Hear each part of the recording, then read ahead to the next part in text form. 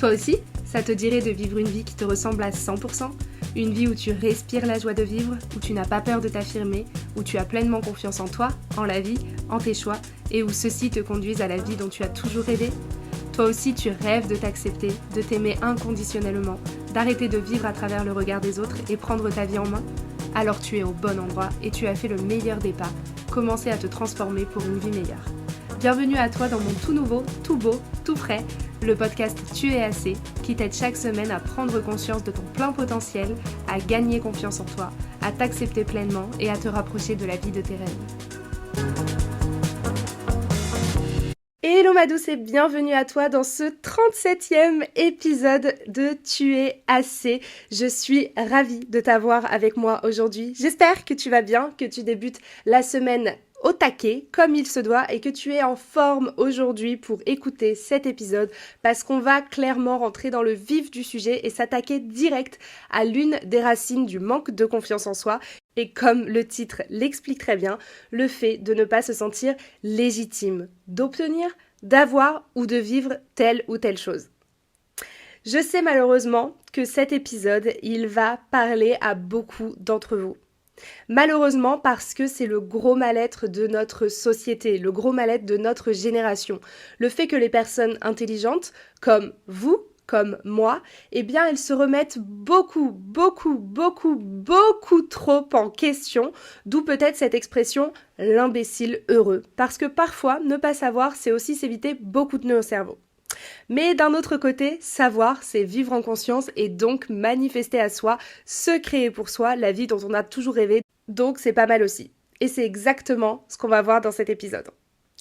Parce que ça, on en est les spécialistes. Et je te dis on, car le fait de se poser beaucoup de questions et de se remettre beaucoup en question, eh bien, il n'épargne pas grand monde. Et surtout, pas ceux que tu penses au-dessus de ce syndrome.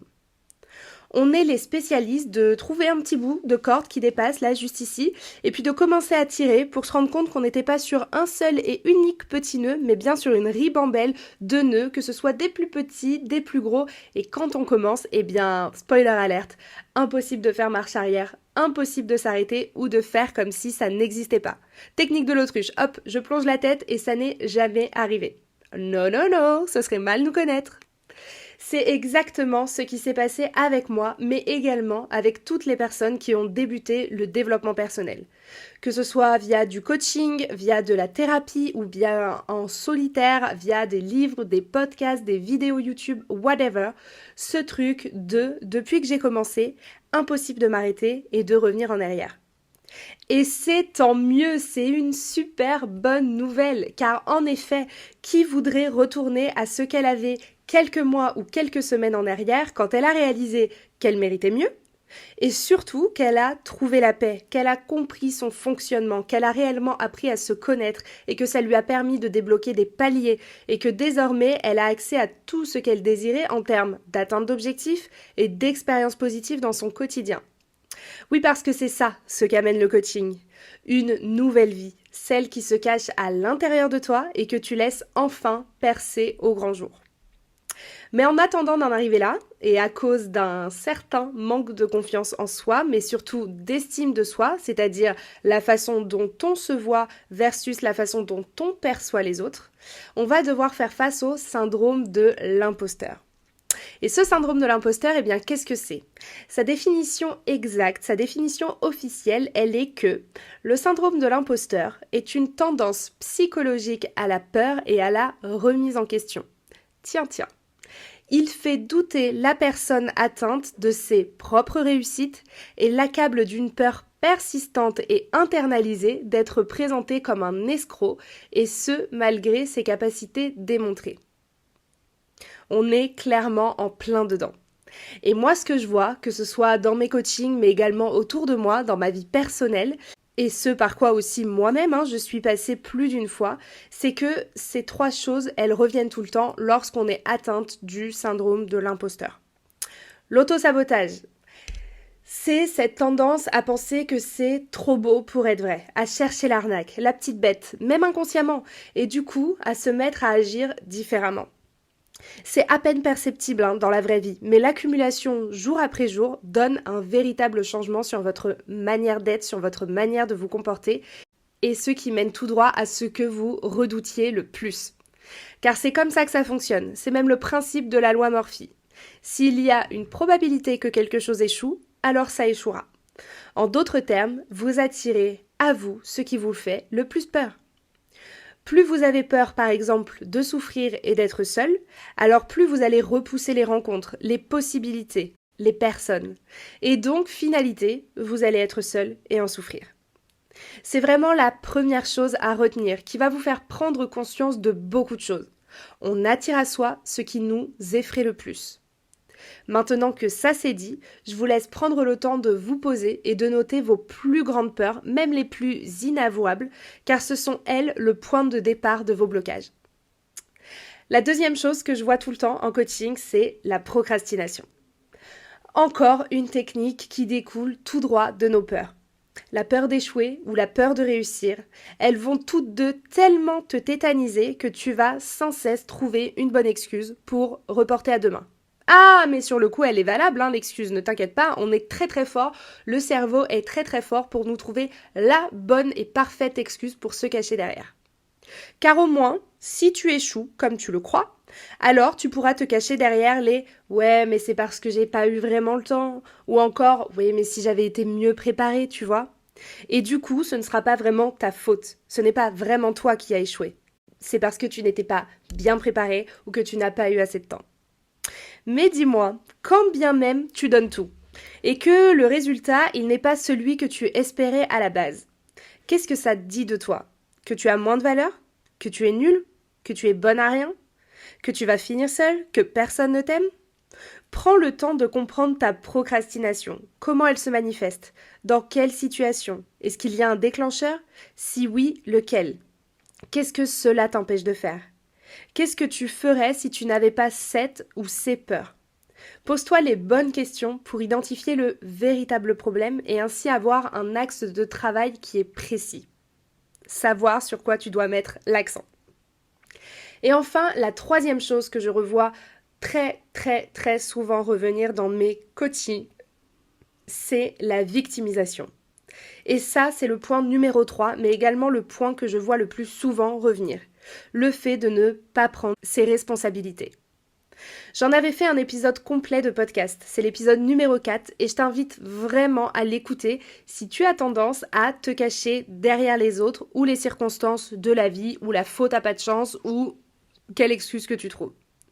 C'est pas un mauvais mot, c'est pas un gros mot le fait de jouer sa victime, mais en revanche, à partir du moment où tu en prends conscience, tu commences à vraiment prendre tes responsabilités dans ton quotidien et crois-moi, ça change tout.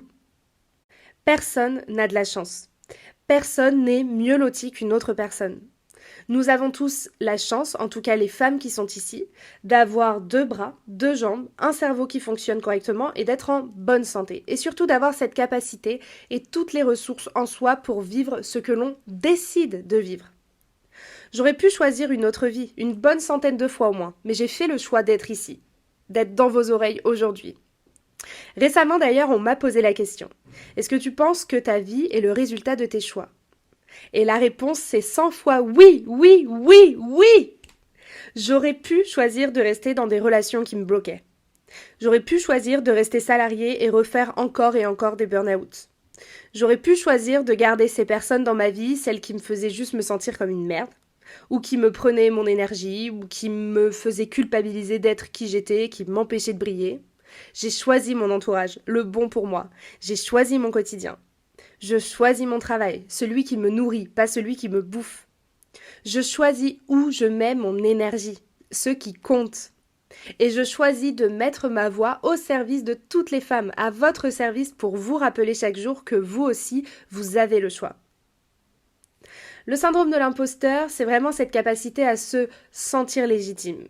Et vraiment, il va avoir un impact sur toutes les différentes sphères de ta vie. Pas uniquement sur le fait que tu n'as pas confiance en toi et que donc tu es un petit peu dans ton coin ou que du coup ça t'empêche d'être sociable ou que du coup t'as pas vraiment confiance en ton couple, etc. Ça va vraiment impacter toutes les sphères de ta vie et pas seulement la vision que tu as de toi. Ça va venir s'impacter sur ta vie professionnelle. Ça va t'empêcher ou alors tu vas procrastiner pour occuper tel ou tel poste par peur de ne pas être assez compétente, penser que la place elle est réservée à quelqu'un d'autre, penser qu'on donnera forcément la place à quelqu'un d'autre, etc. Sur ta vie sociale, tu vas te contenter d'amitié à sens unique ou bien tu vas te sentir redevable envers ces personnes ou tu vas tout faire pour les autres, pour leur prouver que tu es assez, que tu es aimable, que tu es la parfaite copine à avoir dans sa vie. La vérité, c'est que ces personnes, elles ont de la chance de vous avoir dans leur vie. Point final. Ça va également se répercuter sur ta vie amoureuse. Dans mes coachings, c'est souvent dans cette catégorie que je vois le manque de légitimité faire surface. Accepter l'inacceptable, baisser ses standards, oublier ses valeurs, oublier même qui l'on est, juste pour se conformer à l'autre, se fondre dans l'autre, et tout faire pour ne pas être rejeté ou abandonné, quitte à s'oublier par peur d'être seul. On est clairement sur de la grosse dépendance affective. Et sur le fait de ne pas lier des relations pour les bonnes raisons. Ça, j'en ai parlé dans l'épisode numéro 35, il me semble, sur l'amour inconditionnel. Et encore une fois, si tu ne l'as pas écouté, je t'invite vraiment, vraiment à l'écouter parce que il est pépite et il te donne énormément de clés à ce sujet. Et également sur le fait de gagner de l'argent aussi. De grosses croyances ici qui bloquent beaucoup de personnes à un certain niveau de revenu. Parce que pour gagner le plus, il faut plus de responsabilités et donc moins de temps pour moi ou pour ma vie personnelle. Parce que gagner de l'argent, c'est dur, ça prend du temps, il faut passer par l'échec avant de connaître la réussite. Ça ne tombe pas du ciel, il faut travailler dur, ce n'est pas quelque chose de fun. Pas pouvoir gagner plus que son conjoint, ou par souci de loyauté, pas plus que son père ou que ses parents de manière générale. Ou encore ne pas mériter ce salaire pour ce que l'on fournit. Se plaindre, mais se contenter. Ne pas bouger et procrastiner dans la recherche de mieux. On est du coup dans un cercle vicieux, un éternel recommencement. Pourquoi ? Parce que tant qu'on n'a pas identifié le fond du problème, là où les peurs qui se cachent derrière ce syndrome de l'imposteur, eh bien on recommence les mêmes schémas inlassablement encore et encore. Donc la solution c'est quoi ? Eh bien venir creuser, chercher quelle est cette peur, quelles sont ces peurs, venir leur faire un gros câlin, leur dire que tout va bien, mettre de côté ce syndrome de l'imposteur et reprendre le pouvoir de sa vie. On va donc tenter de le remplacer par un cercle vertueux et donc de passer de la loi Murphy, c'est-à-dire attirer à soi tout ce qui vous fait le plus peur, à la loi de l'attraction, c'est-à-dire attirer à vous ce que vous désirez vivre en apprenant à vibrer sur la même fréquence que ce que vous voulez atteindre. Et ça, comment ? Eh bien, en changeant sa perception des choses. Mais avant tout, en changeant sa perception de soi. Et aujourd'hui, je te propose qu'on fasse ça ensemble via 4 citations que je t'explique tout de suite. C'est parti avec la première citation. Jamais un échec, toujours une leçon. Revoir sa vision de l'échec. Si tu penses que tu as perdu du temps ou que tu as échoué, alors forcément, l'émotion qui va s'en dégager, elle ne va pas être très positive. Au contraire, tu vas ressentir de la tristesse ou de la colère ou du dégoût et donc tu vas associer machinalement le fait de tenter quelque chose de nouveau, le fait de sortir de ta zone de confort à quelque chose de dangereux, de risqué, qui va te faire du mal. Or, on veut à tout prix, nous, éviter quelque chose qui va nous faire du mal. Donc la solution, c'est de repenser notre rapport à l'échec. Ce n'est pas un échec de tenter quelque chose qui ne fonctionne pas du premier coup. L'échec, ce serait de rester où tu es tombé. La vie, c'est essayer, tomber, se relever, recommencer, jusqu'à ce que tu sois capable de courir un marathon. Quand tu avais 1 an, 2 ans, je ne sais pas quel âge on a, quand on apprend à marcher et que tu as essayé de marcher pour la première fois, tu t'es pas mise à courir partout dans le parc en faisant des tours comme ça de stade, en criant « wouhou ». T'es tombé. Et aujourd'hui, pourtant, tu marches. Repense toujours à ce moment-là. Et si tu veux aller plus loin sur la notion de l'échec, il existe également un épisode de podcast à ce sujet. Je te laisse le réécouter. La deuxième citation, c'est « Tu n'es pas défini par ce qui t'est arrivé. Tu es défini par la personne que tu décides d'être. » Avoir toujours le choix. Chaque jour. Chaque jour, tu te lèves avec une opportunité incroyable qui s'appelle nouvelle chance. Chaque jour, à chaque seconde, tu peux décider de changer les choses.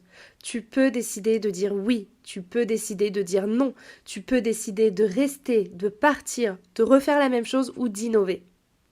Il y a toujours une autre chance, une autre opportunité. Ce n'est jamais, ou en tout cas très rarement, aujourd'hui ou jamais. Et pour t'accompagner dans cette démarche à revoir ta vision du c'est maintenant ou jamais, ou en tout cas cette notion d'avoir toujours le choix et de toujours trouver une issue, je t'invite à regarder le film Le tourbillon de la vie. C'est un film français qui tourne autour de la question est-ce que notre vie, elle est celle qu'elle est aujourd'hui par le biais de multiples petits hasards ou par le biais de nos choix? J'avais déjà répondu à cette question, moi, dans une newsletter où j'avais expliqué que je pense que ce sont nos choix qui amènent derrière de heureux petits hasards et non pas l'inverse. Il n'y a pas de hasard, il n'y a pas de chance, il y a seulement une foi, de la confiance, du travail, des croyances et tu es capable d'avoir les bonnes croyances pour toi. La troisième citation, c'est avant de vous autodiagnostiquer comme dépressive ou souffrant d'une faible estime de vous, assurez-vous que vous n'êtes pas tout simplement entouré d'abrutis. L'importance de l'entourage et l'impact sur notre vie au quotidien. J'en avais également fait un épisode de podcast que je t'invite à redécouvrir si tu ne l'as pas encore écouté, ou même si tu l'as écouté, à reprendre une petite dose. Lorsqu'une fleur ne pousse pas correctement, on ne blâme pas la fleur. On change le terreau, on change son emplacement pour qu'elle soit un peu plus au soleil, on change la fréquence d'arrosage, etc. Eh bien pour toi c'est pareil. Comment est-ce que tu veux briller si tu n'es entouré que de personnes qui bouffent ton énergie, qui bouffent ton feu, qui bouffent ton étincelle, qui t'éteignent ? Pense vraiment à ça. Entoure-toi de personnes qui te tirent vers le haut, qui croient en toi, qui te poussent les jours où tu veux juste rester à terre. Celles qui t'aident à te relever, celles qui t'élèvent, celles qui célèbrent autant tes victoires et qui te poussent durant tes échecs. C'est ces personnes-là qu'on veut autour de nous, pas celles qui te font culpabiliser, celles qui te prennent toute ton énergie, celles qui sont toujours négatives, celles qui sont toujours en colère, celles qui te font sentir coupable d'aller bien et de vivre des choses bien dans ta vie parce qu'elles sont bloquées ou parce qu'elles sont en boucle dans leur négativité ou dans leurs croyances limitantes. Tu mérites mieux. Tu mérites le meilleur et ceci n'est pas négociable. Et enfin, la quatrième citation que je veux partager avec toi, c'est « Quand la peur vient frapper à ta porte et que tu oses ouvrir cette porte, tu te rendras souvent compte qu'il n'y avait rien derrière. » La peur, c'est un très bon indicateur. Elle est là pour te préserver de quelque chose de dangereux pour toi. Le truc, c'est que, à cause d'expériences douloureuses, tu as peut-être déréglé ton radar et tu penses maintenant que suivre ton cœur ou ton intuition, ça fait forcément mal, et que donc il faut rester droit, suivre la raison, suivre le chemin tracé, et suivre les conseils de Pierre, Paul ou Jacqueline qui te disent « Non mais c'est ça que tu devrais faire, moi à ta place je... blablabla ». C'est faux, et c'est encore une fois une mauvaise perception que tu as le pouvoir de changer. Demande-toi, et au pire, tu t'apercevras très vite que le pire, eh bien très souvent, il est impossible à atteindre. Alors qu'à l'inverse, le meilleur, lui, il est tout à fait possible. Il est là, à portée de main. Il faut juste que tu l'attrapes. N'hésite pas à me dire en commentaire quelle citation te parle le plus, laquelle tu avais le plus besoin d'entendre ou de te rappeler aujourd'hui. N'hésite pas aussi à me raconter ton expérience avec le syndrome de l'imposteur. Généralement, ce syndrome de l'imposteur, il est souvent un déclic pour démarrer un coaching ou une thérapie ou quelque chose. En tout cas, le fait de se sentir bloqué, le fait de vouloir passer à un palier supérieur et de sentir qu'il y a quelque chose qui bloque, quelque chose qui s'aligne pas. Ça veut pas dire que tu n'es pas faite pour ça, ça veut pas dire que ce n'est pas la bonne décision, ça veut juste dire qu'il y a quelque chose à l'intérieur de toi qui te tétanise, qui te fait tellement peur que tu es incapable d'avancer. Et ça, le développement personnel, le coaching, le travail sur soi, la thérapie débloque ça, te donne les clés pour comprendre, pour passer ce palier et après réussir à passer tous les paliers par toi-même parce que tu as les outils, tu as la technique, tu sais faire, tu sais te donner ce dont tu as besoin. Je voulais aussi te reparler du fait qu'on se retrouve pour la première fois cette année en live et en direct lors d'une masterclass inédite qui aura lieu le mercredi 22 février 2023, du coup, à 20h20, heure de France, où on va parler justement de cette histoire de perception, de cette histoire de vision des choses avec ma masterclass Avoir un mindset positif. Pendant cette masterclass, on va parler de ce qu'est la loi de l'attraction justement, ce qu'est le syndrome de l'imposteur et je vais te donner 3 actions concrètes, faciles à appliquer, à mettre en place dans ta vie tout de suite maintenant pour avoir des résultats. C'est pas bullshit. Malheureusement, tu n'es pas la seule à vivre un down, à te sentir dépassée par les événements, à avoir une montagne devant toi, à pas savoir par quel bout commencer, à être complètement découragée, à ne plus trouver le sens, à te sentir perdue. Et c'est parce que tu n'es pas la seule qu'on a pu tester une méthode clé en main, l'approuver et qu'aujourd'hui je suis enfin capable et disponible de te la transmettre. Je te remets toutes les infos en description de ce podcast. Tu peux prendre ta place dès maintenant. Sache qu'il y aura un replay qui sera disponible à vie uniquement pour les personnes qui ont réservé leur place avant l'événement. Donc surtout, ne rate pas ton coche. Ceci est ton signe pour démarrer ta nouvelle vie. Et sur ce, je te souhaite une très très belle semaine. Je te dis à mardi prochain pour un nouvel épisode. D'ici là, prends bien soin de toi. Tu es assez. Tu l'as toujours été et tu le seras toujours. N'en doute plus jamais. Je t'embrasse. Et voilà, c'est déjà fini pour aujourd'hui, mais on se retrouve mardi prochain pour un tout nouvel épisode. En attendant, ne rate aucun conseil en t'abonnant sur Instagram à tu_et_ac_ et en t'inscrivant à ma newsletter hebdomadaire pour passer à l'action pour de vrai et transformer ta vie. Avec tout mon amour, je t'embrasse mon petit love.